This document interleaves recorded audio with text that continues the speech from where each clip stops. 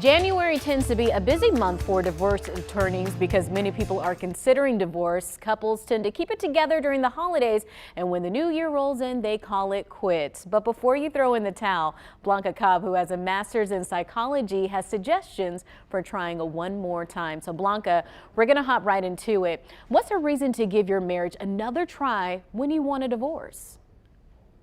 Do you really love your spouse? Do you trust them? Do you have an What? overall healthy relationship, but you're in a little Oh, lag right now? So you want to ask yourself these questions. And the reason is because when you're emotional or you're feeling bad about your marriage, it's easy to think that divorce is the only answer. The problem is when you cool off and you're not emotional about the situation, you might regret it. do you tell your spouse that you're thinking about getting a divorce? This is a tough one. This is tricky, and it really depends on your spouse because some spouses will listen and they'll be like, okay, tell me more about it. Others just might flip out and go, what do you mean divorce? I thought we were going to get married and it's forever. And then it can start chipping away at the trust that you two have, and you may not be able to bounce back from that. Ultimately, it's your decision. You just really have to consider how you think it's either going to help or hurt if you tell them that that's what you're thinking. So what about those couples? They've been going through a cycle. They said, we've tried this, we've tried that. Nothing is working. What are some ideas on how they can try again? This is where you just have to be vulnerable, like completely emotionally naked with your partner. And this is what I mean. You just have to say, this is how I'm feeling. I love you, but I'm feeling disconnected from you. And I don't know why. I'm wondering, what are you seeing? What are you feeling? This is what I would like to see happen in our marriage. And be specific. What is it? What are the changes?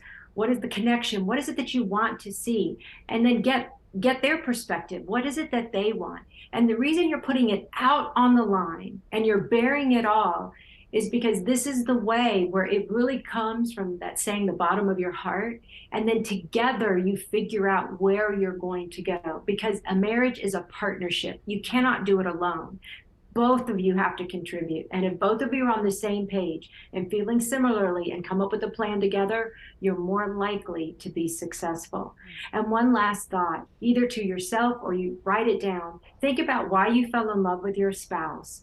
How is it that you are happy together? How is it that you're good for each other? And just start thinking of the positives and any irritants that you have. And this is critical. Any irritants that you have, is it really a you thing? Is it something that's really a deal breaker? Or is it just like normal everyday life that if it were anybody else, there would be little irritants, but it isn't a deal breaker? And that's what you have to think about. So you really have to look at the whole picture, not just isolated moments of emotion. Some great insight and advice. Hopefully some of our couples that are going through it will consider those points there. Thank you so much, Blanca. You can continue the conversation with Blanca on her Facebook page. It's Blanca Cobb, body language expert.